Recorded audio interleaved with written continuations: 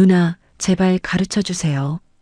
52살 한 번도 여자를 경험해 본 적 없다는 어린 시절 이웃집 동생 진우의 절박한 부탁이었습니다. 여자가 어떤 존재인지, 어떻게 대해야 하는지 자신 말고는 가르쳐 줄 사람이 없다는 그의 고백 앞에서 제 머릿속이 복잡해졌어요. 52살까지 혼자 산 남자, 여자가 어떤 존재인지 모르는 남자의 외로움이 얼마나 컸을지 이해가 되면서도 동시에 이건 안 되는 일이라는 생각이 들었습니다. 하지만 이상하게도 거절하는 말이 입 밖으로 나오지 않았어요. 왜였을까요? 진우의 간절한 눈빛 때문이었을까요? 아니면 제 안의 외로움 때문이었을까요? 남편의 외도를 알게 된 건 지난 봄이었습니다. 20년을 함께 산 사람이 낯선 여자와 호텔에서 나오는 걸 제 눈으로 직접 목격했어요. 그 순간부터 이혼 서류에 도장을 찍을 때까지 저는 그저 무감각했습니다. 아프지도 분하지도 않았어요. 그냥 텅 빈 기분이었고 제 인생에서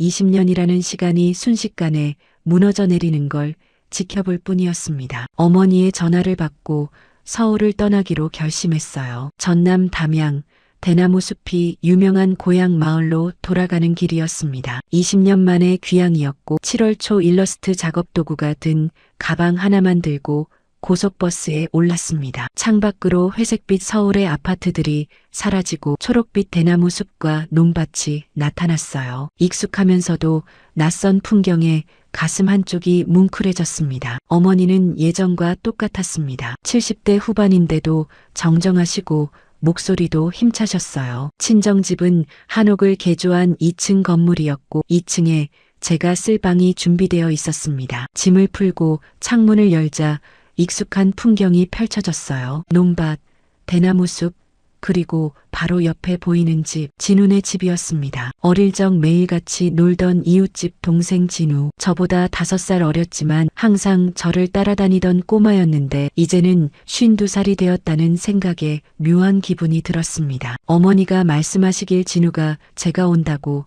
얼마나 좋아하던지 모른다고 하셨어요. 그러면서 아직도 결혼 안 하고 농사만 지으면서 혼자 산다는 이야기를 덧붙이셨습니다. 복잡한 기분이었습니다. 저는 20년 동안 결혼 생활을 하다가 이혼했는데 진우는 그동안 계속 혼자였다는 사실이 가슴 한쪽을 무겁게 눌렀어요. 어머니는 저녁 먹고 진우한테 인사하러 가자고 하셨습니다. 해가 지고 어둠이 내렸습니다. 어머니와 함께 옆집으로 향했어요. 도보로 1분도 안 걸리는 거리였지만 그날은 유난히 길게 느껴졌습니다. 현관 앞에 선이 불빛이 새어나왔고 어머니가 진우를 부르시자 곧 문이 열렸습니다. 그리고 저는 그를 봤습니다. 키 큰 남자, 건장한 체격, 그을린 피부, 옆머리에 약간 섞인 흰머리. 어릴 적 꼬마의 모습은 어디에도 없었어요. 진우였지만 완전히 다른 사람 같았습니다. 그의 목소리는 낮고 깊었고 오랜만이라는 인사에 저도 덩달아 인사를 건넸습니다. 20년이라는 시간이 있었지만 어색하지는 않았습니다. 어릴 적부터 알던 사이였고 진우네 집은 깔끔했어요. 혼자 사는 남자의 집이라고 생각하기 어려울 만큼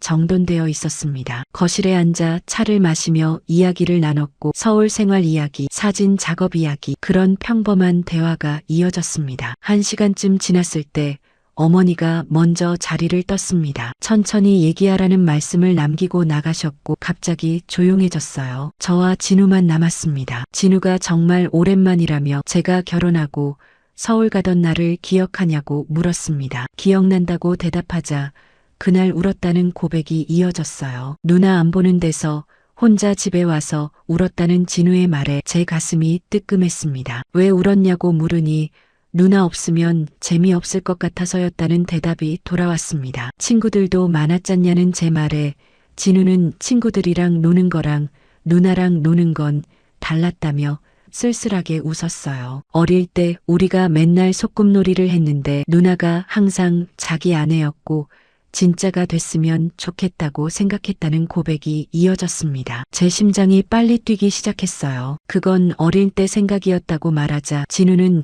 가끔 아직도 그런 생각을 한다고 했습니다. 위험한 대화였고 저는 자리에서 일어났습니다. 늦었다며 돌아가야겠다고 말했어요. 진우도 일어서며 오늘 와줘서 고맙다는 말과 함께 20년 만에 누나를 보니 좋다고 했습니다. 잘 지내고 있어서 다행이라고 대답하자 진우는 어머니한테 들었다며 제가 힘든 일을 겪었다는 걸 알고 있다고 했어요. 여기서 푹 쉬라는 말과 함께 도와드릴 일 있으면 언제든 말하라는 진우의 배려가 고마웠습니다. 현관문을 열고 나왔습니다. 집으로 돌아가는 짧은 길 뒤돌아보니 진우가 문 앞에 서서 저를 보고 있었어요. 손을 흔들었고 진우도 손을 흔들었습니다. 2층 방으로 올라가 창문을 열었습니다. 옆집 진우네 2층에도 불이 켜져 있었어요. 아마 진우의 방이겠죠. 많이 컸다는 생각이 들었습니다. 어릴 적 꼬마가 이제는 성숙한 남자가 되어 있었고 52살이라는 나이가 저보다 5살 어린 것도 이제는 큰 차이가 아니라는 생각이 들었습니다. 어릴 때 우리가 맨날 소꿉놀이를 했던 기억이 떠올랐습니다. 저는 항상 아내, 진우는 항상 남편이었어요. 다른 아이들이랑 놀 때도 그랬습니다. 그게 당연한 것처럼 철없던 시절이었지만 왜인지 가슴 한쪽이 따뜻해졌어요. 그날 밤 저는 잠들기 전까지 창밖을 봤습니다. 옆집 진우네 불빛이 보였고 문득 알았어요. 이번 여름이 평범하지 않을 거라는 걸. 매미 소리가 밤을 채웠고 뜨거운 여름이 시작되고 있었습니다. 그때는 몰랐습니다. 이 여름이 제 인생에서 가장 뜨거운 계절이 될 거라는 걸, 그리고 돌이킬 수 없는 선을 넘게 될 거라는 걸. 일주일이 지났습니다. 저는 매일 아침 일찍 일어나 마을을 걷고 태블릿으로 작업을 했어요. 담양 대나무 숲의 새벽은 고요했고 그 고요함이 저를 조금씩 회복시켜주는 것 같았습니다. 낮에는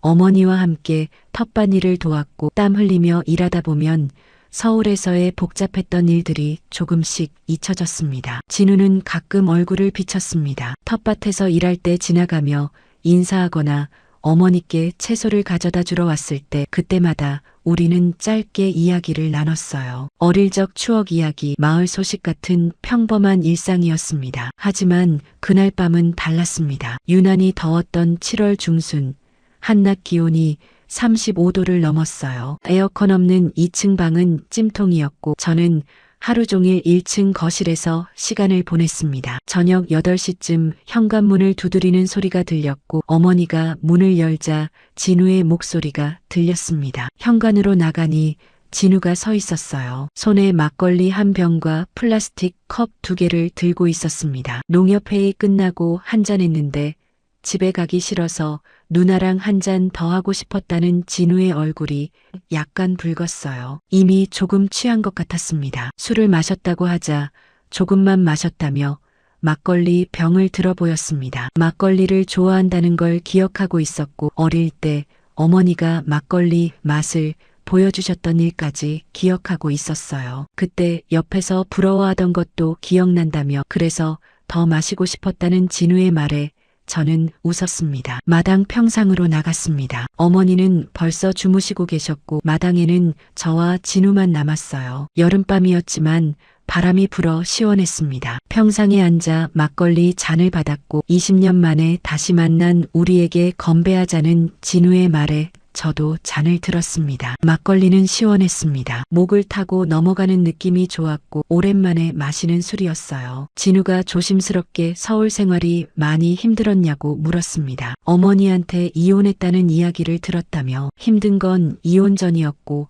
이혼하고 나니까 오히려 후련했다고 대답했어요. 사랑이 식었는지 아니면 사랑이라는 게 있었는지도 모르겠다고 솔직하게 털어놨습니다. 그냥 익숙함이었던 것 같다고. 진우는 말없이 술을 마셨습니다. 한 잔, 2잔, 술이 들어가자 분위기가 조금씩 풀렸어요. 진우가 자신도 아직 결혼 못했다며 52살까지 총각으로 살 줄은 몰랐다고 쓴웃음을 지었습니다. 여자 만날 기회가 없었냐고 물으니 없진 않았다는 대답이 돌아왔어요. 소개팅도 몇 번 나가봤지만 뭔가 안 맞았다고 했습니다. 침묵이 흘렀습니다. 매미 소리만 들렸어요. 진우가 다시 잔에 술을 따르며 솔직히 말해도 되냐고 물었습니다. 52살 동안 한 번도 여자를 경험해 본 적이 없다는 고백이었어요. 제 손이 멈췄습니다. 손도 안 잡아봤고 키스도 당연히 없다는 진우의 목소리가 떨렸습니다. 처음엔 괜찮았다고 했어요. 나중에 하면 되지 뭐.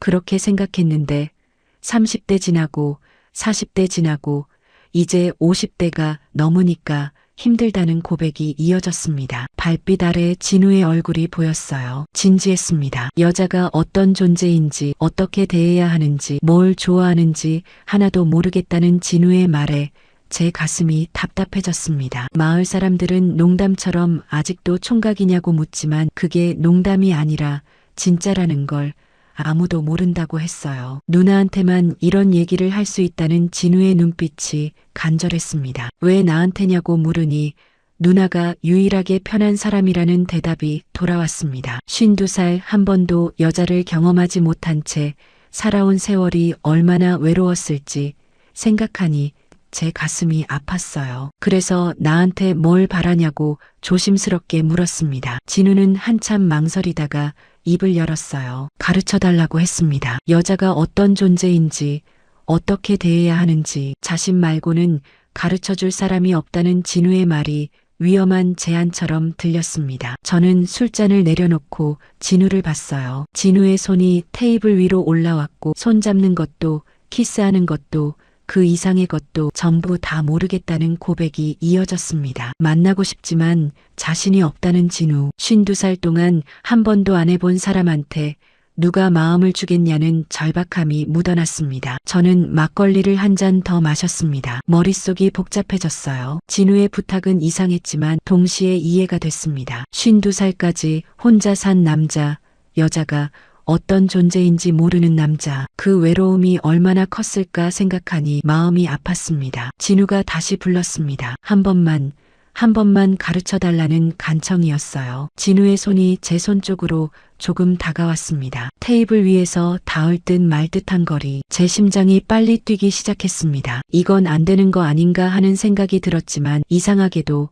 거절하는 말이 입 밖으로 나오지 않았어요. 왜일까요? 진우의 간절한 눈빛 때문이었을까요? 아니면 제 안의 외로움 때문이었을까요? 진우가 누나 아니면 정말 안 된다며 다시 한번 부탁했습니다. 진우의 손이 조금 더 가까이 왔고 거의 닿을 것 같았어요. 바로 그때 1층 어머니 방에서 기침 소리가 들렸습니다. 저와 진우는 화들짝 놀라 손을 뒤로 뺐고 어머니가 깨신 것 같다며 작은 목소리로 말했습니다. 다행히 어머니는 다시 조용해지셨어요. 주무시다가 기침을 하신 것 같았습니다. 진우가 오늘 너무 이상한 말을 한 것 같다며 머리를 극적였습니다. 술을 너무 마셔서 정신이 없었다는 변명이었어요. 술 때문이겠지. 저도 그렇게 생각하고 싶었습니다. 하지만 알고 있었어요. 오늘 밤의 대화가 단순히 술 때문만은 아니라는 걸. 이제 들어가야겠다며 일어섰고 진우에게 내일 농사일 있으니 들어가서 자라고 말했습니다. 진우는 대답 대신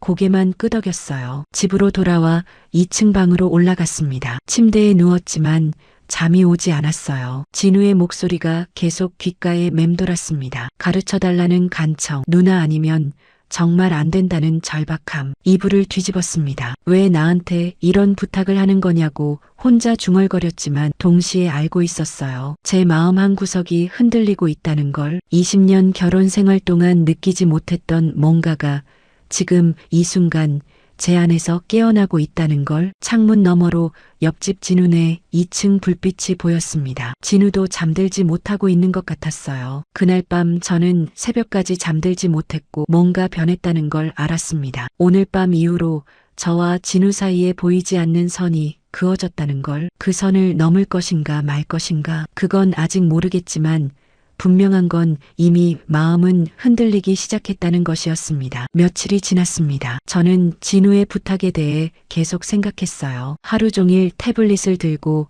마을을 돌아다니면서도 텃밭 일을 하면서도 그 생각뿐이었죠. 가르쳐 준다는 게 대체 어디까지를 말하는 걸까요? 그리고 더 중요한 질문이 있었습니다. 내가 왜 거절하지 못하고 있는 걸까? 진우와는 그 이후로 몇 번 마주쳤습니다. 텃밭에서, 마을에서. 그때마다 우리는 짧게 인사만 나눴어요. 하지만 시선이 마주칠 때마다 뭔가 다른 공기가 흘렀죠. 말로 표현할 수 없는, 그러나 분명히 존재하는 긴장감 같은 것이었습니다. 그날 오후 어머니가 말씀하셨습니다. 내일 광주에 간다고 하셨어요. 친척 중에 몸이 안 좋은 사람이 있어서 2박 3일 다녀올 거라는 말씀에 제 심장이 조금 빨리 뛰었습니다. 혼자 괜찮겠냐는 어머니의 걱정에 괜찮다고 대답했고 밥은 냉장고에 반찬을 많이 해놨다는 말씀을 들었어요. 그러면서 진우에게 부탁해뒀다고 하셨습니다. 혹시 뭐 필요한 거 있으면 도와달라고. 제 손에 들고 있던 물컵이 흔들렸어요. 굳이 그러실 필요 없다고 말씀드렸지만 어머니는 옆집인데 뭐 그러냐며 진우가 착하다고 덧붙이셨죠. 다음 날 아침 어머니는 일찍 버스를 타고 떠나셨습니다. 집에는 저 혼자 남았어요. 2층 건물이 넓지 않지만 혼자 있으니 텅 빈 느낌이 들었습니다. 오전 내내 작업을 했지만 집중이 안 됐어요. 자꾸만 창밖을 봤죠. 옆집이 보이는 창문. 진우는 뭐하고 있을까 하는 생각이 계속 들었습니다. 점심때가 되었습니다. 냉장고에서 어머니가 해놓으신 반찬을 꺼내 혼자 먹었어요. 밥을 먹으면서도 계속 귀를 기울였죠. 혹시 옆집에서 소리가 들리나 하고. 하지만 조용했습니다. 오후 3시쯤 현관 초인종이 울렸습니다. 심장이 쿵 내려앉았어요. 누군지 알 것 같았거든요. 문을 열자 진우가 서 있었습니다. 손에 수박 한 통을 들고 있었죠. 텃밭에서 수박을 땄는데 혼자 먹기 아까워서 같이 먹으면 안 되겠냐는 진우의 눈빛이 조심스러웠습니다. 저는 잠시 망설이다가 고개를 끄덕였어요. 들어오라고 했죠. 거실로 들어온 진우는 부엌에서 수박을 썰기 시작했습니다. 능숙하게 칼을 다루는 손을 보니 혼자 살다 보니 익숙한 모양이었어요. 소파에 나란히 앉아 수박을 먹었습니다. 달고 시원했지만 목으로 잘 넘어가지 않았어요. 옆에 진우가 있다는 게 계속 의식됐거든요. 진우가 조심스럽게 물었습니다. 생각해봤냐고. 자기가 부탁드린 것에 대해서. 저는 수박을 내려놓았습니다. 한참을 망설였어요. 이성적으로는 거절해야 한다는 걸 알았습니다. 하지만 마음 한쪽에서는 다른 목소리가 들렸죠. 이 사람이 불쌍하지 않냐고. 52살 동안 혼자 살면서 얼마나 외로웠을까 하고. 그리고 나도 외롭잖냐고 진우에게 물었습니다. 정말 나한테 배우고 싶은 거냐고. 그렇다는 대답이 돌아왔어요. 어디까지냐는 제 질문에 진우는 당황한 표정을 지었습니다. 잘 모르겠지만 여자가 어떤 존재인지는 알고 싶다는 답변이었죠. 저는 긴 한숨을 쉬었습니다. 그리고 결심했어요. 딱 한 번만 가르쳐 주겠다고 말했습니다. 진우의 눈이 커졌어요. 근데 조건이 있다고 했죠. 내가 하라는 대로만 할 것. 그리고 이건 우리 둘만의 비밀일 것. 한 번으로 끝낼 것. 진우가 고개를 끄덕이며 감사하다는 말을 했습니다. 저는 일어서며 2층으로 올라오라고 했어요. 2층 제 방으로 올라갔습니다. 진우가 조심스럽게 뒤따라 올라왔고 문을 닫았죠. 방 안에 둘만 남았습니다. 일단 침대에 앉으라고 했더니 진우가 침대 끝에 앉았어요. 긴장한 표정이 역력했습니다. 저는 진우 옆에 앉으며 손을 내밀어 보라고 했습니다. 진우가 손을 내밀었어요. 큰 손이었죠. 거칠었지만 따뜻했습니다. 저는 그 손을 잡았어요. 일단 손부터 시작하자고. 여자 손을 잡을 때는 이렇게 부드럽게 잡아야 한다고 말했습니다. 진우의 손이 떨리고 있었어요. 긴장하지 말라고, 천천히 하라고, 급하면 안 된다고 말했죠. 저는 진우에게 천천히 가르쳐주기 시작했습니다. 손을 잡는 법, 어깨에 손을 올리는 법, 앉는 법. 처음엔 정말 가르쳐준다는 느낌이었어요. 선생님과 학생처럼. 하지만 점점 달라졌습니다. 진우의 손이 제 어깨에 올려졌을 때, 그 무게가 느껴졌을 때 뭔가 변하기 시작했어요. 진우가 저를 조심스럽게 안았습니다. 서툴렀지만 진심이 느껴졌죠. 52살 동안 한 번도 안아본 적 없는 사람의 포옹이었습니다. 저는 눈을 감았어요. 20년 결혼 생활 동안 남편에게 받았던 포옹보다 따뜻했습니다. 진우의 목소리가 제 귓가에서 떨렸어요. 이게 이런 거였다고. 저는 더 이상 참을 수 없었습니다. 키스도 모르냐고 물으니 진우가 고개를 끄덕였습니다. 그것도 가르쳐주겠다며 눈을 감으라고 했어요. 진우가 눈을 감았고 저는 진우의 얼굴에 손을 올린 채 천천히 가까이 다가갔습니다. 진우의 입술에 제 입술을 가져다 댔어요. 짧은 입맞춤이었습니다. 하지만 그 순간 모든 게 변했어요. 더 이상 가르쳐주는 게 아니었습니다. 저도 원하고 있었던 거죠. 입술이 떨어졌을 때 우리는 서로를 바라봤습니다. 진우의 눈에서 놀라움과 감격이 보였어요. 미안하다는 진우의 말에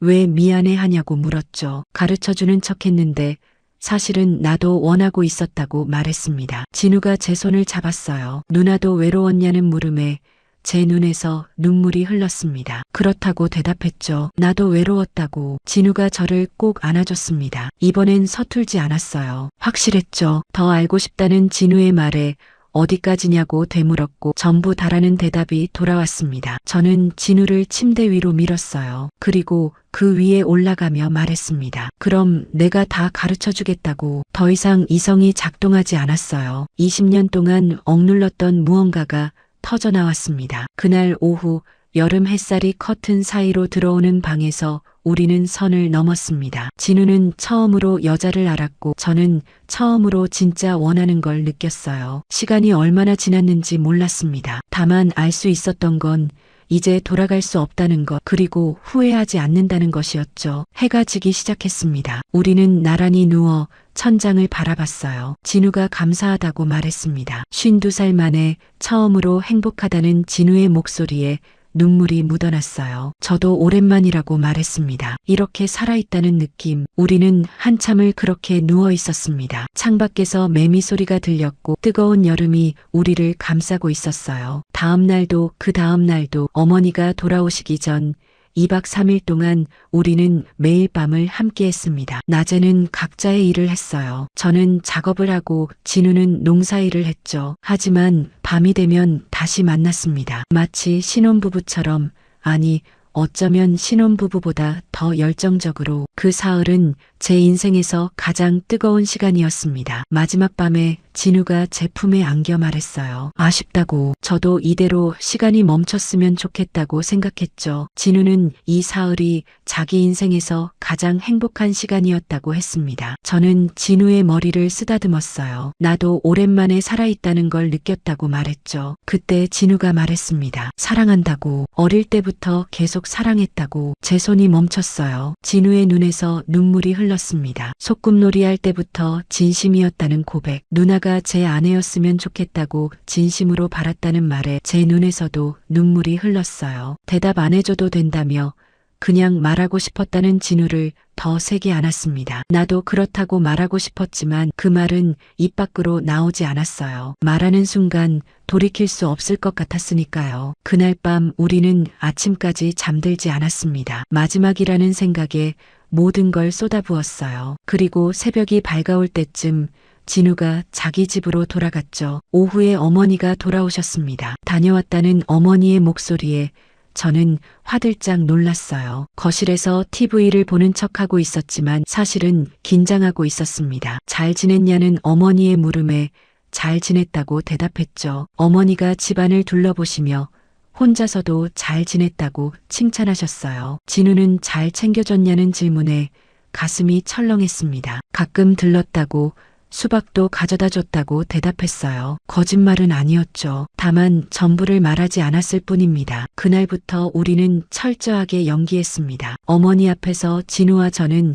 그저 이웃집 누나와 동생일 뿐이었어요. 평범한 식사 풍경이었지만 식탁 아래에서 진우의 발이 제 발을 살짝 건드렸죠. 제 얼굴이 뜨거워졌습니다. 밤이 되자 더 힘들었습니다. 2층 제 방에 혼자 누워있으니 지난 사흘이 생생하게 떠올랐어요. 이 침대에서 진우와 함께했던 모든 순간들이. 한숨이 나왔죠. 창문 너머 옆집 진우네 2층에 불빛이 보였습니다. 진우도 잠 못 자고 있겠죠. 창문을 열었어요. 바람이 들어왔고 옆집 창문도 열렸습니다. 진우가 보였어요. 우리는 서로를 바라봤죠. 말은 하지 않았지만 같은 마음이라는 걸 알 수 있었습니다. 일주일이 지났습니다. 겉으로는 평범한 일상이었어요. 낮에는 각자의 일을 하고 저녁에는 어머니와 함께 식사를 했죠. 가끔 진우가 들러 함께 밥을 먹기도 했습니다. 하지만 밤은 달랐어요. 어머니가 주무신 후 새벽 2시쯤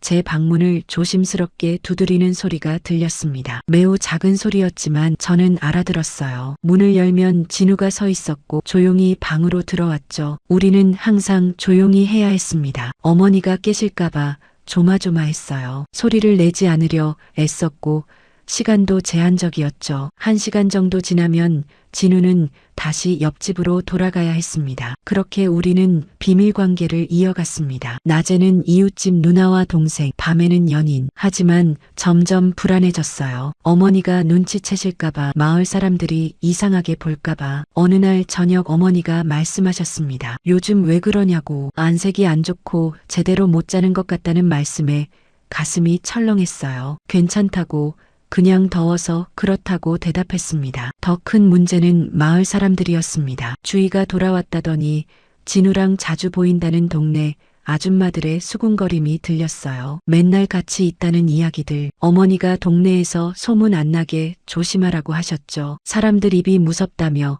괜한 오해받지 말라는 당부였습니다. 그날 밤 진우가 왔을 때 말했습니다. 조심해야 할 것 같다고, 동네에서 우리 얘기를 한다고. 진우의 얼굴이 굳어졌어요. 어머니도 아시냐고 물으니 아직은 의심하는 정도인 것 같다고 답했죠. 근데 계속 이러면 위험할 거라고. 낮에는 거리를 두자고, 밤에만 조심스럽게 만나자고 제안했습니다. 진우가 고개를 끄덕였지만 표정은 어두웠어요. 언제까지 숨겨야 하냐는 질문에 저는 대답할 수 없었습니다. 며칠 후 더 큰 일이 생겼습니다. 어머니가 말씀하셨어요. 진우네 어머니가 그러시는데 우리 마을 총각 딸 집에서 진우한테 관심이 있다고 한번 만나보라고 하신대요. 나이도 적당하고 괜찮은 집안이라는 말씀이었죠. 제 손에 들고 있던 컵이 흔들렸습니다. 어머니는 제가 좀 도와달라고 하셨어요. 진우 옷도 좀 골라주고 소개팅 나갈 때 조언도 해주라고. 제 가슴이 찢어지는 것 같았지만 고개를 끄덕일 수밖에 없었죠. 그날 밤 진우에게 말했습니다. 소개팅 주선하신대요. 진우의 얼굴이 굳어졌어요. 안 갈 거라고 했지만 가야 한다고 말했습니다. 안 가면 이상하고 어머니가 의심하실 거라고. 진우가 누나밖에 없다고 말하려 할 때 제가 말을 끊었어요. 결혼해야 한다고. 정상적으로. 우리 계속 숨어 지낼 순 없다고 말했죠. 진우의 눈에서 눈물이 흘렀습니다. 그럼 우리 끝이냐는 물음에 저는 대답할 수 없었어요. 다음 날 아침 저는 결심했습니다. 서울로 돌아가자고. 여기 더 있으면 진우만 힘들게 할 뿐이라고 생각했죠. 저도 힘들었고 이대로 계속 숨어서 만나는 건 누구에게도 좋지 않았으니까요. 짐을 싸기 시작했습니다. 태블릿, 옷까지, 세면도구까지. 3개월 있으려던 계획이었는데 2달 만에 떠나게 되는 거였어요. 어머니가 방문을 열고 들어오시며 왜 그러냐고 물으셨습니다. 서울 올라가려 한다고 대답했죠. 갑자기 왜 그러냐는 어머니의 놀란 표정에 일이 생겼다고, 출판사에서 연락이 왔다고 거짓말을 했습니다. 어머니를 설득할 방법이 없었으니까요. 어머니는 아쉬워하시며 좀 더 있다 가라고 하셨지만 다음에 다시 오겠다고 말씀드렸어요. 내일 아침 버스로 간다고 하자 어머니는 진우한테는 말했냐고 물으셨습니다. 가기 전에 인사는 하고 가야 한다며 그 애가 얼마나 좋아했는데 하셨죠. 제 가슴이 아팠습니다. 그날 저녁 어머니는 진우를 저녁 식사에 초대하셨습니다. 내일 서울 간다고 하니 함께 밥 먹자고 하셨어요. 어머니의 배려였겠지만 저에게는 고문 같았습니다. 진우 앞에서 태어난 척해야 했으니까요. 현관 초인종이 울렸습니다. 어머니가 문을 여시자 진우의 목소리가 들렸어요. 거실로 들어온 진우와 눈이 마주쳤습니다. 진우의 얼굴은 창백했어요. 제 표정도 비슷했을 겁니다. 식탁에 둘러앉았습니다. 어머니가 준비하신 음식이 가득했지만 목구멍으로 넘어가지 않았어요. 진우도 마찬가지였습니다. 젓가락을 들었다 놓기를 반복했죠. 어머니가 왜 그러냐며 맛이 없냐고 물으셨습니다. 맛있다고 대답했지만 사실은 아무 맛도 느껴지지 않았어요. 내일 몇 시 버스냐는 어머니의 질문에 아침 8시라고 답했습니다. 일찍이네. 그럼 진우가 터미널까지 태워다 주라는 말씀에 괜찮다고 사양했어요. 버스 타고 가겠다고. 하지만 어머니는 진우에게 꼭 태워다 주라고 하셨죠. 진우가 알겠다며 고개를 숙였습니다. 식사가 끝났습니다. 설거지를 하겠다고 했지만 어머니가 가만히 있으라고 하셨어요. 진우한테 인사나 하라며 마당으로 나가라고 하셨습니다. 진우와 저는 마당으로 나왔어요. 어둠이 내린 마당, 별빛만이 우리를 비췄습니다. 한참 동안 말이 없었습니다. 진우가 먼저 입을 열었어요. 정말 가야 하냐고, 꼭 그래야 하냐고. 제 목이 막혔습니다. 그래야 한다고 이게 맞다고 대답했죠. 하지만 제 목소리는 떨리고 있었어요. 진우가 한 걸음 다가왔습니다. 어머니가 안 보이는 곳이었어요. 진우의 손이 제 손으로 다가왔습니다. 뜨거웠어요. 가지 말라는 말은 하지 않았지만 그 손에서 모든 게 느껴졌습니다. 저는 물러서려 했습니다. 하지만 진우가 더 가까이 왔어요. 누나 하고 부르는 목소리에 가슴이 아팠습니다. 안 된다고, 우리 이러면 안 된다고 말했죠. 진우는 왜 안 되냐고 물었습니다. 서로 원하는데 왜 안 되냐고 대답할 수 없었습니다. 왜냐고요? 이유는 너무 많았어요. 나이 차이, 마을 사람들의 시선, 어머니, 진우의 미래. 하지만 진짜 이유는 하나였습니다. 두려웠던 거예요. 진심으로 사랑하게 될까봐. 아니, 이미 사랑하고 있다는 걸 인정하기가 무서웠던 겁니다. 진우가 제 얼굴을 들여다봤습니다. 별빛 아래 진우의 눈빛이 흔들렸어요. 사랑한다는 말을 또 했습니다. 어릴 때부터 지금까지 쭉 사랑했다고, 앞으로도 누나밖에 없을 거라고. 제 눈가가 뜨거워졌습니다. 미안하다고 말했어요. 나 때문에 힘들게 해서. 진우는 아니라고, 행복했다고 했습니다. 이 여름이 자기 인생에서 가장 행복한 시간이었다고, 저도 그랬다고 말하고 싶었습니다. 하지만 그 말을 하는 순간 더 이상 떠날 수 없을 것 같았어요. 그래서 그냥 진우를 꼭 안아줬습니다. 마당 한 구석, 어머니가 안 보이는 곳에서 우리는 한참을 그렇게 서 있었어요. 집으로 돌아가야 한다고 말하자 진우가 한 번만 더 보자고 했습니다. 오늘 밤 어머니 주무시고 나서 제 방으로 와달라고. 저는 머리를 저었어요. 안 된다고. 더 힘들어질 뿐이라고. 하지만 진우의 간절한 눈빛을 외면할 수 없었습니다. 알았다고, 기다리겠다고 대답했어요. 진우의 표정이 조금 밝아졌습니다. 자정이 넘었습니다. 어머니는 벌써 주무셨고 집안은 조용했어요. 저는 2층 제 방에서 문을 바라보며 앉아 있었습니다. 내일이면 헤어진다는 생각에 가슴이 아팠어요. 조심스러운 발소리가 들렸습니다. 문 앞에서 멈췄죠. 노크 소리 없이 문손잡이가 돌아갔고 진우가 들어왔습니다. 어둠 속에서도 진우의 얼굴이 보였어요. 눈이 빨갛게 충혈되어 있었습니다. 문을 닫고 다가온 진우를 보며 일어섰습니다. 말없이 서로를 바라봤어요. 첫 마디가 나오지 않았습니다. 무슨 말을 해야 할까요? 잘 살라고, 행복하라고, 나를 잊으라고. 진우가 먼저 움직였습니다. 저를 안았어요. 세게, 마치 놓치면 안 된다는 듯이. 저도 진우를 안았습니다. 이별을 예감하면서도 놓을 수 없었죠. 그날 밤 우리는 함께 있었습니다. 서로를 확인하듯 꼭 껴안았고 말없이 서로의 온기를 느꼈어요. 시간이 멈춰버렸으면 좋겠다는 생각뿐이었습니다. 하지만 시간은 무심하게 흘러갔고 창밖이 조금씩 밝아오기 시작했어요. 새벽이 밝아왔습니다. 진우가 제 손을 꼭 쥐었어요. 서울 가서도 연락할 수 있냐고 물었습니다. 저는 잠시 망설이다 대답했어요. 연락하지 말자고, 깨끗하게 끝내자고, 그게 서로에게 좋다고. 진우의 손이 떨렸습니다. 정말로 이대로 끝이냐는 물음의 대답 대신 그저 바라만 봤어요. 소개팅 나가라고, 좋은 사람 만나라고, 결혼해서 행복하게 살라고 말했습니다. 제 목소리가 갈라졌죠. 진우가 일어나 옷을 입기 시작했습니다. 등을 보며 가슴이 미어졌어요. 다 입은 진우가 돌아봤습니다. 그리고 입을 열었어요. 누나를 평생 사랑할 거라고, 다른 사람 만나도 마음속은 항상 누나일 거라고. 대답할 수 없었습니다. 진우가 문을 열고 나갔어요. 발소리가 계단을 내려가고 현관문이 조용히 닫히는 소리가 들렸습니다. 그 순간 제 심장이 찢어지는 것 같았어요. 창문으로 다가갔습니다. 진우가 자기 집으로 걸어가는 뒷모습이 보였어요. 어깨가 축 처진 모습이었습니다. 옆집 불빛이 켜지고 진우의 방 창문에 그림자가 비쳤어요. 저도 모르게 손을 들어 창에 대었습니다. 진우도 창가에 서 있는 게 보였어요. 우리는 그렇게 한참을 서로를 바라봤습니다. 아침 7시에 짐을 챙겼습니다. 가방 하나에 담기는 게 전부였어요. 2달 동안의 여름이 이렇게 가벼운 가방 하나로 정리되다니. 계단을 내려가니 어머니가 아침 준비를 하고 계셨습니다. 진우가 곧 온다는 어머니 말씀에 가슴이 철렁했어요. 차라리 안 보고 가는 게 나을 것 같았는데 어머니는 김밥을 싸주시며 차에서 먹으라고 하셨죠. 고맙다고 말씀드렸습니다. 현관 밖에서 차 시동 거는 소리가 들렸습니다. 진우가 온 거예요. 나가보라는 어머니 말씀에